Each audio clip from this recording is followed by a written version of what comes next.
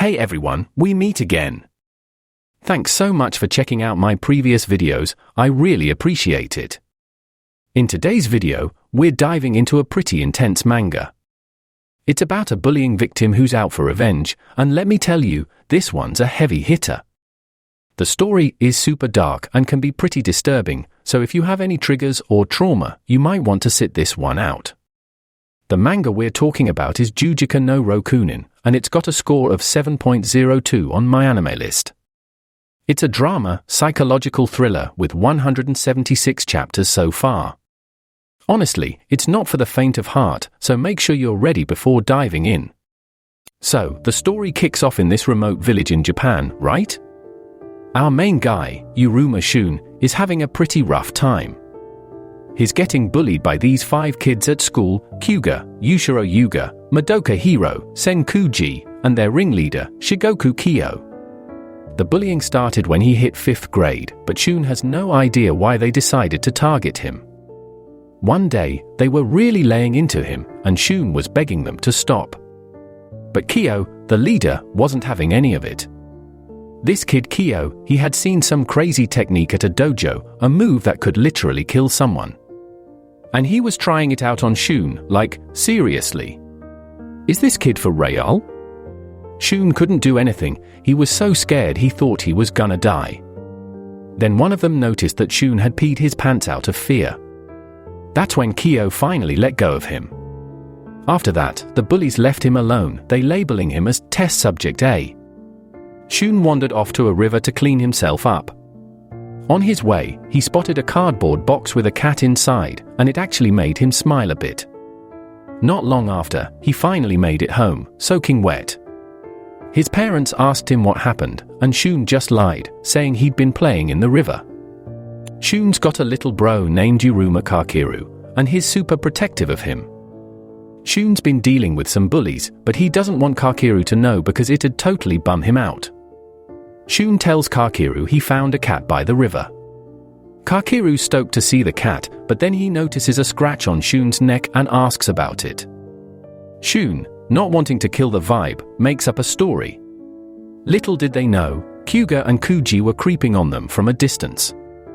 The next day, Shun goes to check on the cat, but it's gone. Of course, it had to be those bullies. Turns out, they dumped the cat on a dangerous mountain. They gave Shun an ultimatum: find the cat before it gets hurt. Without hesitating, Shun dashes up the mountain. Meanwhile, Hiro asks Kyo why he's picking on Shun. Kyo casually says it's because he wants to break someone. Shun's frantically searching for the cat and eventually finds it, but it's too late, the cat didn't make it. Shun breaks down, sobbing. It's heartbreaking, man. Stuff like this shouldn't happen in real life. On his way home, Shun couldn't stop crying.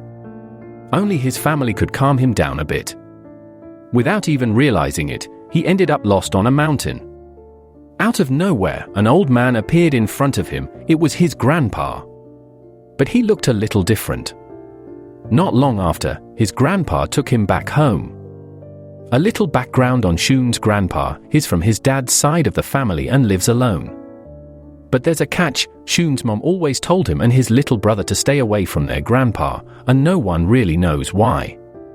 Later that night, Shun was still feeling down, thinking about how those bullies messed with that poor cat. His little bro walked in, and Shun tried to play it cool, not wanting to seem weak. But then, out of nowhere, his little bro hugged him tight and said something that hit him hard. Kakeru told Shun that he's always tried his best for him. And just like that, Shun couldn't hold it in anymore, he broke down and cried his heart out. So, one day, Shun finally told his parents he was getting bullied at school. But he didn't drop any names cause he wasn't about to settle for some fake-ass apology. His family was quick on the draw, though. They packed up, left the village, and got Shun into a new school. A month or so goes by, and Shun's life starts looking up. He's happy, chilling with his fam, living his best life. But then, out of nowhere, he runs into those bullies again. Turns out, they'd been stalking Shun and his family the whole time. Kuga hands Shun his phone, saying Kyo, their leader, wants to talk. Whatever Kyo said freaked Shun out big time. Dude was threatening his parents. Apparently, these guys had been scheming. Kyo and Hiro were waiting where Shun's parents always drove by. When Hiro spots their car, he asks Kyo what the move is. Next thing you know, Kyo shoves Hiro right in front of the car. Shun's mom, in a panic, swerves to avoid hitting him, and the car ends up going off the road and straight into a ravine. Man, it's brutal. Kyo just strolls over to the wreck like it's nothing. He checks out the car, sees that Shun's parents didn't make it, but Kakeru's still alive. And then, in the most messed up move ever, Kyo grabs a rock and knocks Kakeru out cold. Like, what the actual hell?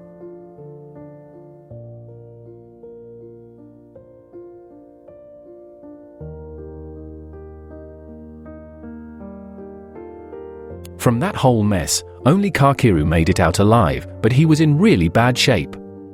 Like, dude might never wake up again. Shun just couldn't wrap his head around how far they'd gone.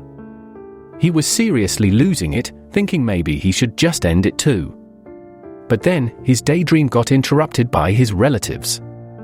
His uncle was like, "Hey, why don't you come live with me?" But the place was way far from Shun's village. Shun wasn't having it though. He remembered his granddad was still around. After all that went down, Shun ended up staying with his grandpa. Honestly, his granddad was pretty stoked about it too, since he didn't have to be alone anymore. One night, Shun snuck into the old warehouse at his grandpa's place.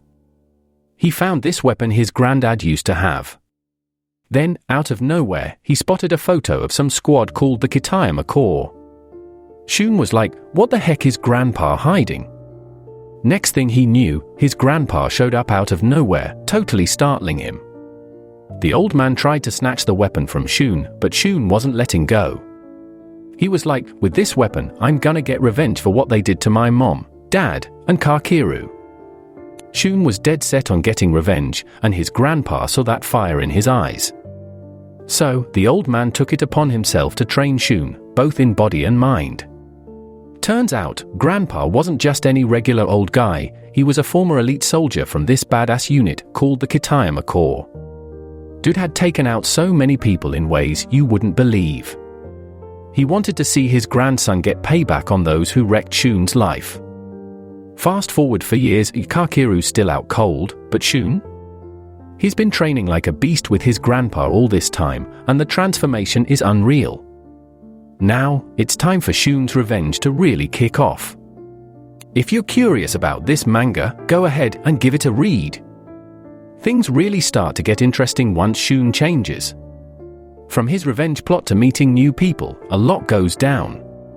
That's about all I've got for this video, so catch you in the next one.